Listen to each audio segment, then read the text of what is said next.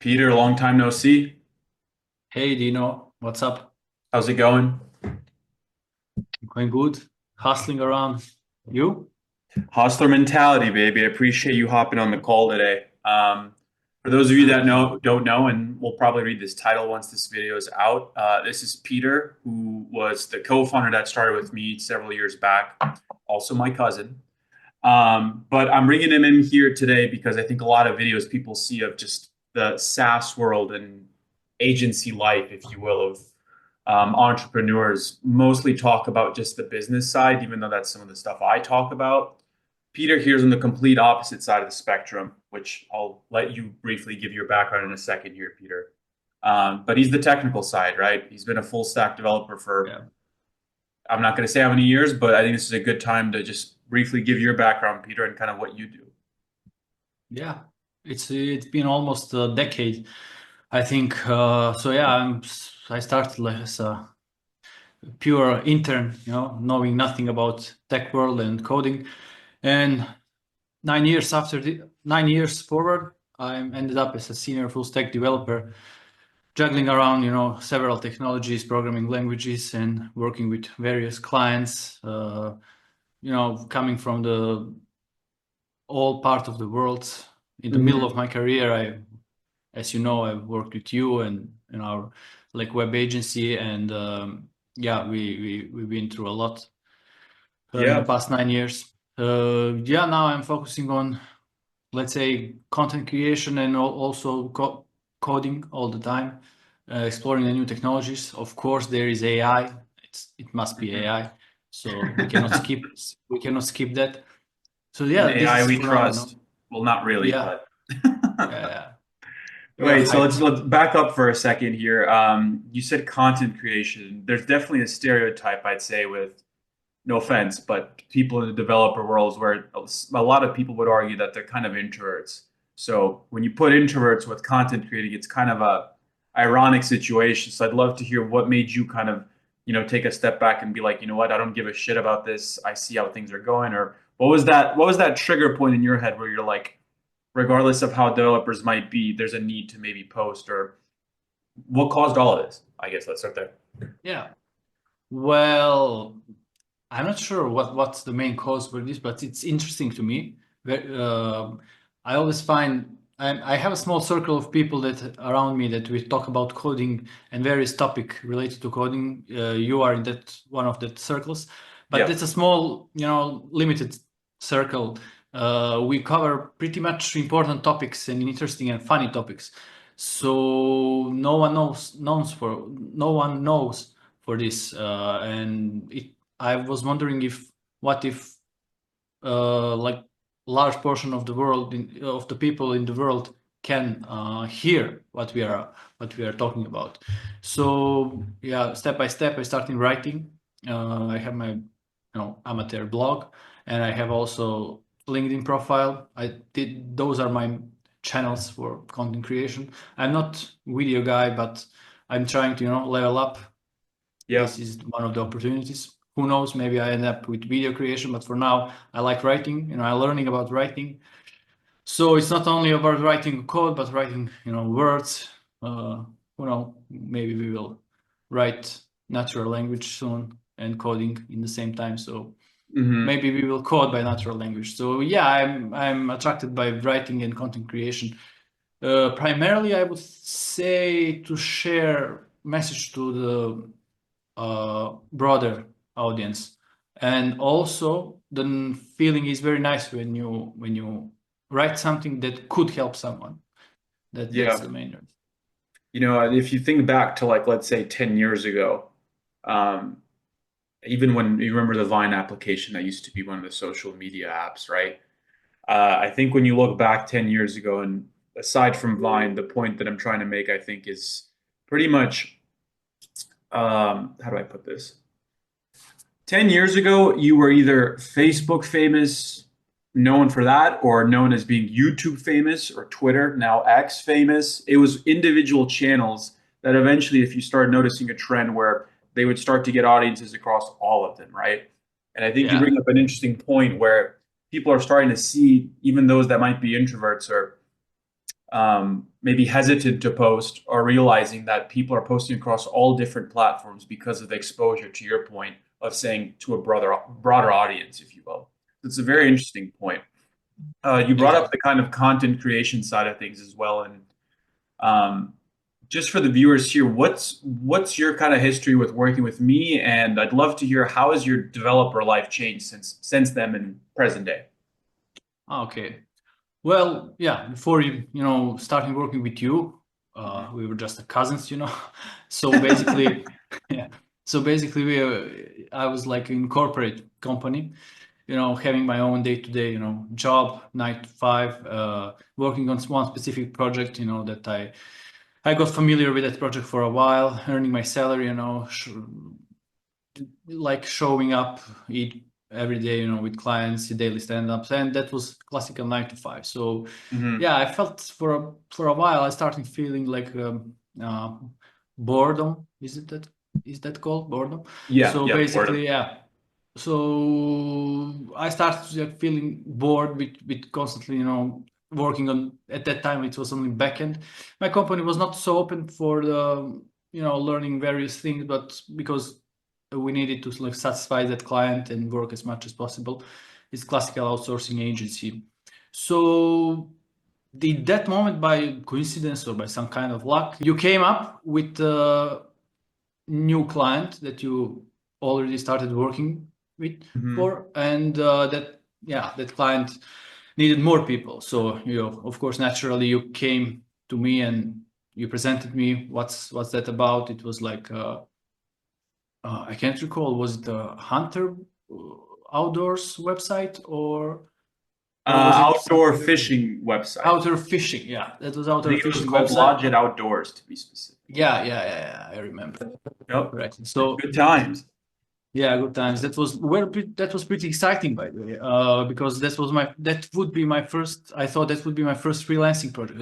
Freelancing at that time was really exciting. I thought for a beginner, let's say And less I had like saturated. yeah. So it was risky, how to do it, but I just start, helping you. We did that project. We launched it, but that was like free side job. I did not went at that time fully to the freelancing, and then experience was positive. You kept finding, partnerships and building apps opportunities and building websites. So basically you came up with another client, which was you already started working for it as previous one, and that was a bigger client that has large ambitions. So yeah, he needed, I think, like 2 or 3 people. I don't know at that time. In the beginning, So yeah. I worked as a side job, but it became very exhausting. So I literally started thinking about quitting my job. Yeah, I asked you for what is the budget. Budget was not super great, but it was like when I calculated my monthly salary, it was larger than my monthly salary significantly. So I calculated in my mind, like, let's say this was the my thinking at the time. So basically, I thought, well, if I have that kind of incomes for 6 months, that would me, replace another 6 months in my regular job. So basically, it's risky, but I will save some money and just go all in. So yeah, I decided very quickly. I'm not saying it was easy, but I just did it fast, very quickly before I changed my mind. So I just typed the message to my boss and sent him that resign letter. And by luckily they did not try to negotiate too much. I thought they would try to keep me. My manager just assumed that I'm pretty sure. Maybe I seemed like pretty sure in my decision. So Mhm. it went well. I transitioned my client to another developer, and yeah, that's how I started working with you. And then Well, I was gonna ask, I think you brought up an important point, but you kind of answered it already, but would love to kind of double down on the question, which is what was that turning point of you considering leaving the 9 to 5 to go full time as just doing your own thing. And you kind of touched on it where it was about, I mean, correct me if I'm wrong, but you did the calculations from, okay, well, how much will I earn if I jump ship right now? And was that all that came into factor? What was the biggest factor towards taking the leap of faith to do your own thing and leave the 9 to 5? Well, yeah, I wanted to see other sides. I the Yeah, that's what I let's was say thinking. I saw the potential, right? The what if yeah, scenario, if everything goes well, this is best mhm, outcome, this is worst yeah. outcome, and then kind of made the risk assessment there. I don't know if your brain Mhm. kind of worked the same way. Yeah. Well, I felt there is a huge another new experience that I cannot have in this in that current company. So I just not yeah I just think in my head like if what if I refuse this, will it come again?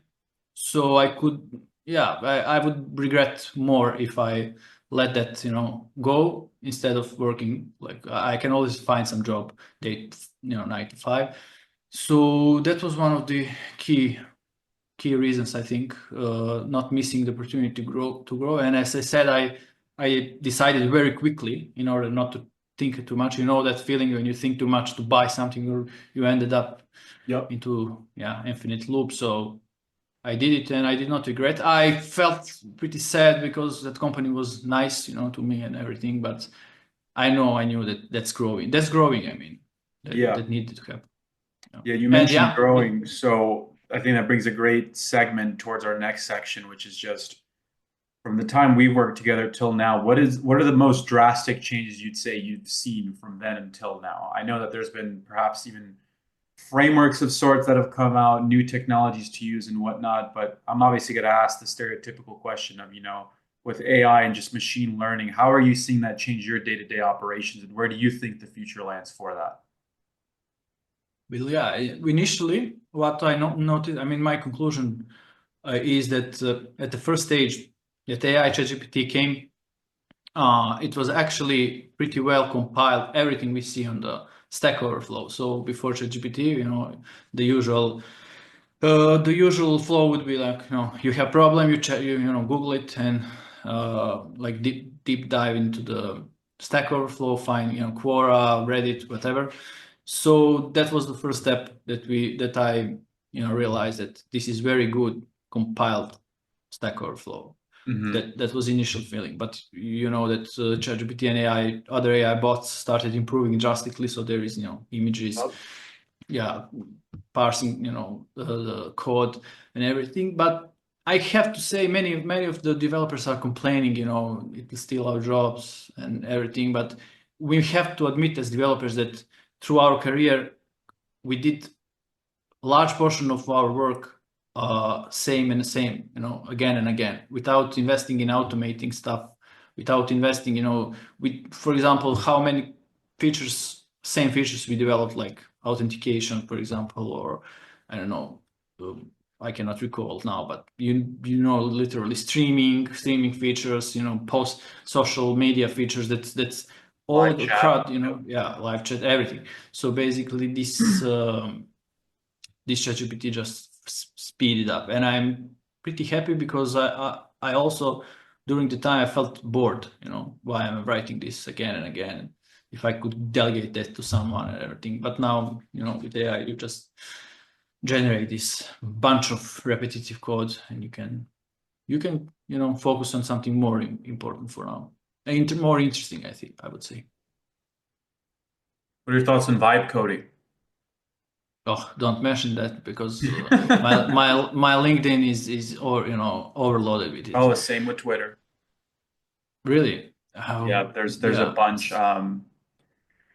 I don't know. I guess it's just a trend right now. I'm sure it's not going to last long. But no, you brought up a couple of good points here additionally, and I know a lot of people in the agency world, as you know as well. A lot of people like to talk about just the monetary side of things, so the finances, how much they're making a month per project, things of that sort. And for context of viewers, in one of the first videos I posted, I explained kind of the main project that we worked on.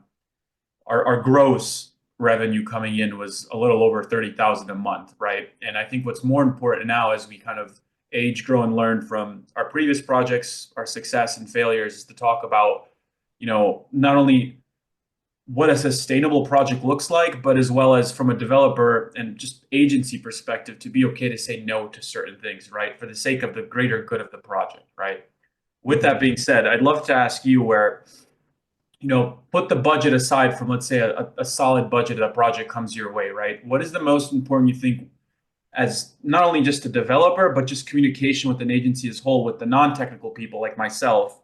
What is the most important thing to look at when you're assessing a potential project to work on to assure that the long-term success of it will be sustainable versus just taking on the project for the sake of getting paid well and, the disasters that might come into place, or maybe not disasters, but, errors and just poor miscommunication that might lead to the failure of the project?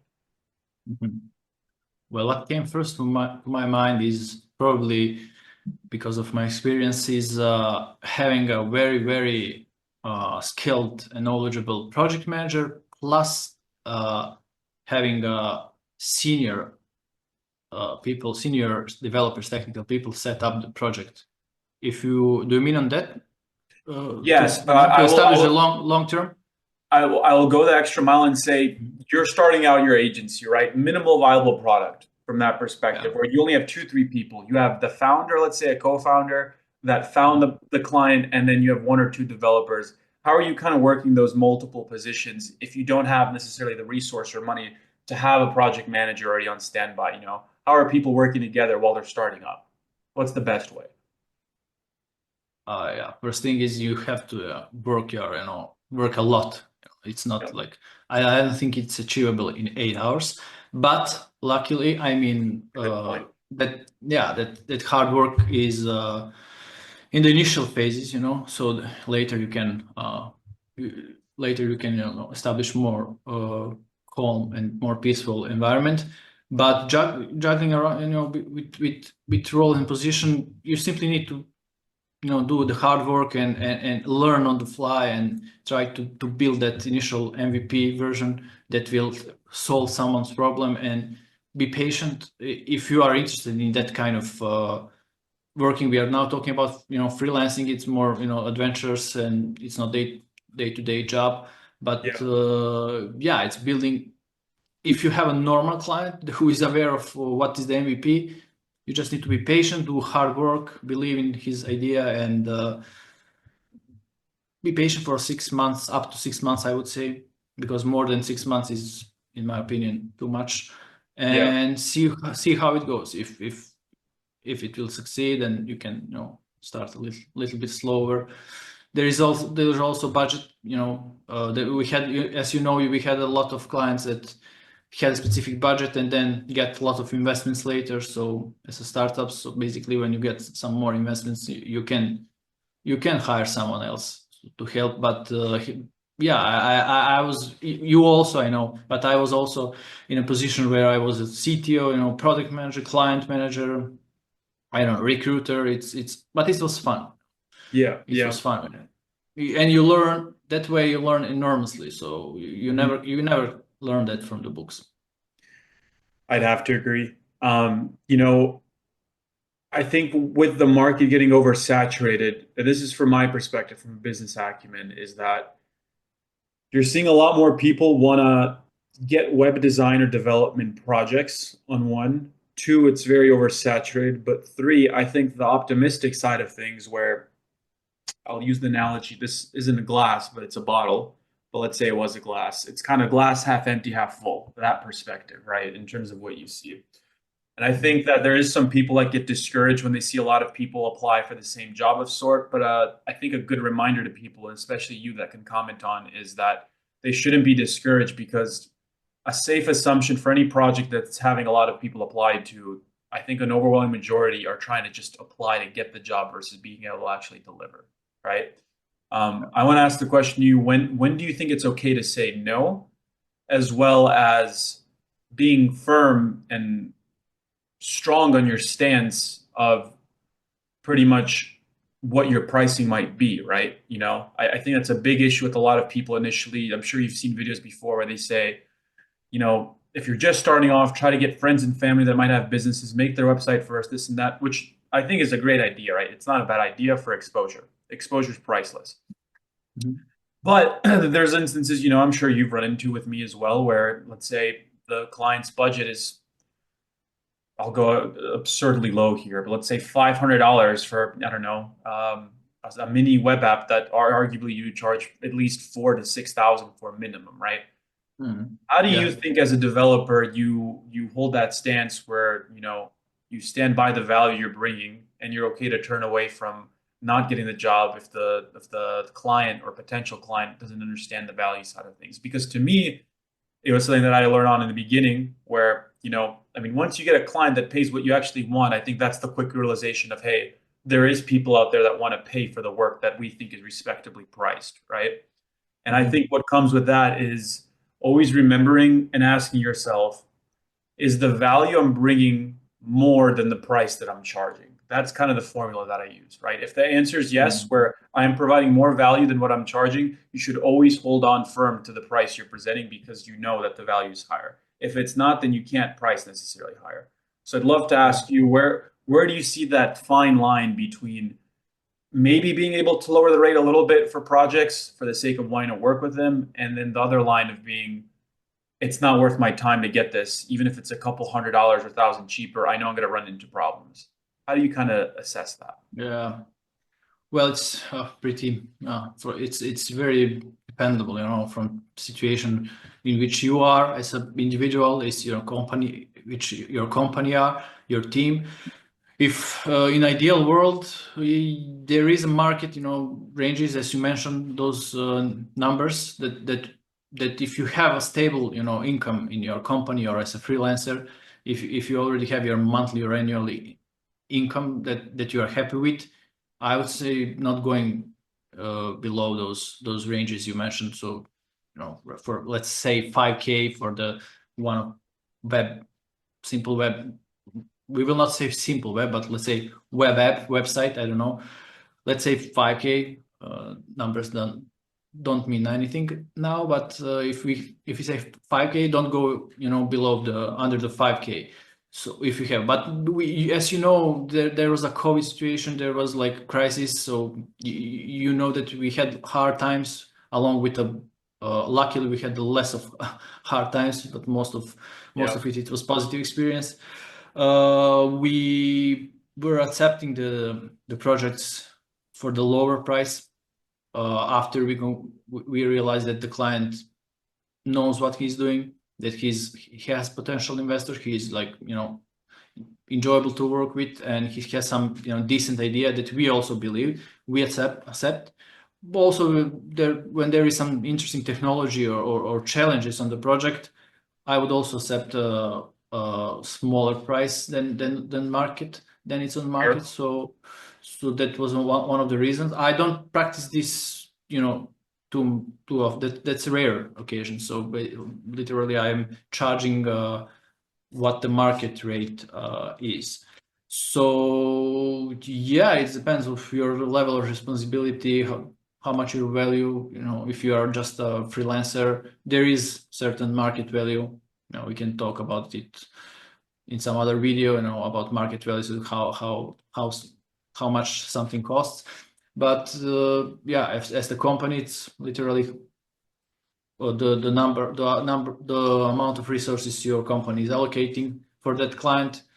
It's easy to calculate and to decide. It's, in my opinion, easy to decide will you go a little bit lower or higher, depending on what your company or what is your situation Hmm. individual. I had a moment when I accepted, like, let's say 2 times less than market because I didn't have a job. Uh, it was like after COVID or something. I don't know. Post-COVID. Uh, yeah, post COVID. So but it was a must do. I didn't want to I didn't want to risk too much. I just want to return back my incomes, and then after that, I continue like from that. That was my new base, and then started looking for new jobs, new projects, and increasing my rate. Yeah, no, that's a good answer. You bring up the side of things where let's talk about the good problems, right?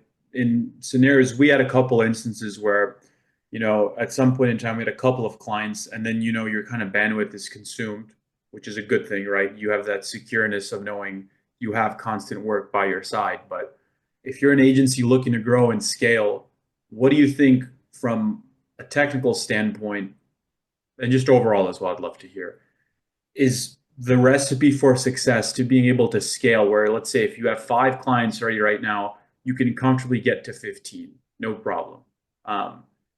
With that in mind, I think the biggest piece, both from you, let's say being a CTO or the lead technical side, and me on the business side, is being able to delegate, right? So, what steps do you think kind of come into the equation where you started off as the front senior facing developer that was doing the majority of the work? You started overlooking that work, but as you're looking to scale your agency, what is the biggest piece of advice you'd give out to the world of people where these are the things you have to consider when you want to delegate and scale, if you want to scale? Yeah. Well, Because we if ran we into that a know lot, you how, know?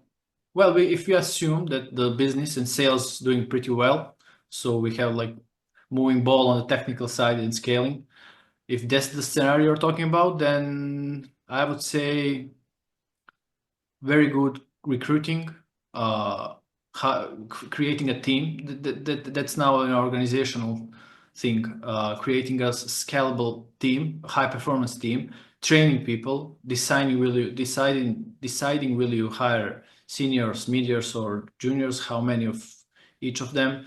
So it's really it's not easy job. So No. basically, I would say all companies struggle with this, but first of all, you need to have a good recruiter.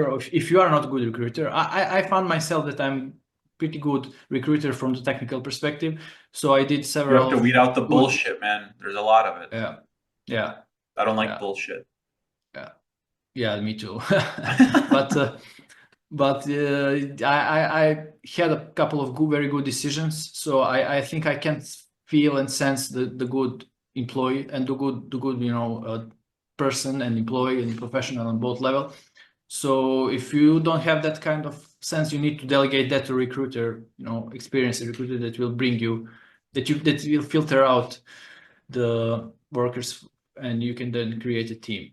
Uh, so yeah, that's a topic, on its own, big topics. So how do you 100%. scale things? Yeah, but the first thing is people. Good people. You need to find people that will match your energy, your criteria, and at least to be similar to you, so you can work with them, and then you can delegate. Because if you expect to delegate to the people that you find so easily and on the street, let's say figuratively, so Yeah. it will not work. You need to invest in people. Yeah. No, I mean, I think you're 100% right. These are the topics exactly what I'm looking for that people don't talk about in the world of just design and development. I think there's a lot of people, as I'm sure you've seen on your feed on various different channels, a lot of people are trying to push for web design agency, which in its own is not bad at all. It can be lucrative. It doesn't mean it is lucrative, right? It's the will it be lucrative side of things. The reason I find this so fascinating is because you're on the development side of things and you're not just limited to websites, but web applications. There's a lot of people, Yeah, honestly, there's a lot of people that don't even know what that is, as simple as that might sound, right? Because you think of yeah. app and you think instantly on your phone. Um, Sorry, I would interrupt you. There is also that issue of deciding will you scale, because there are companies that get pretty good sales results, but then it's like plateau. exploding. Yeah, yeah. But what if you for example, if your team is 10 people and you get offer for hiring an additional 100 people because your sales did so well, what will you do? You will not refuse that, but how much there is that question of how far will you go? Because I saw huge agencies that scaled pretty quickly. Also for those agencies that scales from like in a matter of months to not months, but I know the agency that scaled from up to 1 year, like up to 300 people, from 50 people, so then to 500 people. So that was like very huge scaling. So but they failed pretty quickly. A year after a year, I think they cut the employees, lay off like half, maybe bring back to half. There are those variations. I mean, where is the limit? So that's also, there is also that factor of deciding, will you scale at the point, and how much. We also, you and me, had some not miscommunication, but argues and discussions about how much we will scale. You know, we got some offers. Where are the people? These are all real struggles No, at one 100%. agency. I think the biggest thing for agency owners is the fact that, if they're looking at, let's say they have a good problem of, there's a couple of clients that want their websites done and they need more developers, or just one developer to start with, even if they didn't start with one, is, for someone that isn't technical at all, for example, which is a lot of people, it doesn't necessarily mean you have to be technical. It's definitely a plus. I'd say for not having a complete technical background of being a coder, which, I'm not, I have a relatively good technical understanding of the foundations of what I need to know. Like Yeah, well, foundation. you Yeah. coded a couple of solid apps. So in my opinion, you have experience. Yeah. Yeah. But so I think you bring up the good point, which is, if you're trying to recruit people, you have no way of knowing if their work's good or not. Only you're only limited to what portfolio they might share with you, right? And that'll be just visual Yeah. looking at a website. You don't know if the code's Yeah, good or not. You remember how yeah, many projects we've worked on where on paper it looked good, or on the website digitally it looked good, but then you went in and all you spent the time was refactoring the code. And for the audience that doesn't know what refactoring is, correct me if I'm wrong here, Peter, is pretty much taking existing code and revising it so that it prospers functionally and is allowed to have you work on anything after it's actually fixed, because you Yeah. went in there and you can't work the additional code that's already there because it's not properly factored. Yeah. That's a key point that I think you brought up. And second, by not having a technical co-founder or your right-hand man or woman, you're not able to have someone come in and interview someone and know if they're bullshitting or not, right? And that's a huge piece that you mentioned. Yeah, it's dangerous, but I keep seeing those mistakes. I'm not sure how, but I keep Oh, it's seeing not those mistakes in talked about. companies. So 100%. basically, they're hiring, based on intuition or something. Okay, some people have really good energy, Mhm. attitudes, but Another if part you're of it that you hiring, mentioned is the scaling, right? I think a good saying is, let's say you have 10 employees or even 100. Can you walk Mhm. away from your job right now for, let's say, 10 days to 2 weeks? You go on vacation, whatever it might be, and you know that there's people to delegate towards that know how to get the stuff done without you being present. If the answer is yes, I think you're in a pretty good spot. If the answer is no, and you're on this thing the whole time that you're on vacation, then I don't think you're in a position to be able to scale more. If anything, you should be looking back and figuring out how to fine tweak what the existing team looks like and how you can make that actually happen. Yeah, no, I'll be honest. I'm still on this. So, but yeah, but I managed to. I'm investing to now. Last year or two, I'm investing in delegation and an organization on my end, and with my partners also. So I think we did a solid improvements. We delegated up to I don't know, 30%. Maybe that's pretty ambitious, but I don't have a real metric. But between 20 and 30% delegation happened. Training people, after doing all of those hacks and improvements. So I'm happy, and I think I know how that can be done. So now it's a matter of discipline and willingness to do further delegation. But I always want to stay, at least partially, to see what's Yeah, happening. present.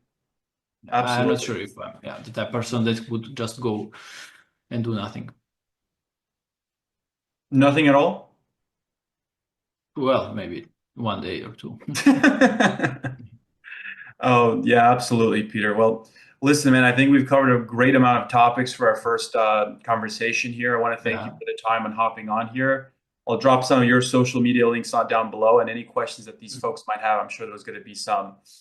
Happy to answer, and likewise, you as well. Feel free to answer in your end, because I'm sure there'll be some technical ones, and I'm looking forward to the next one. Yeah, looking forward to it. That's not a problem at all. having in mind that this is our first time doing this, I would say Yep. it's not bad. We can improve. Look at us. Who would have thought? Yeah. Yeah. All right. Well, thanks for the time, Peter. We'll be in touch. Yeah. Thank you. Bye bye. Bye.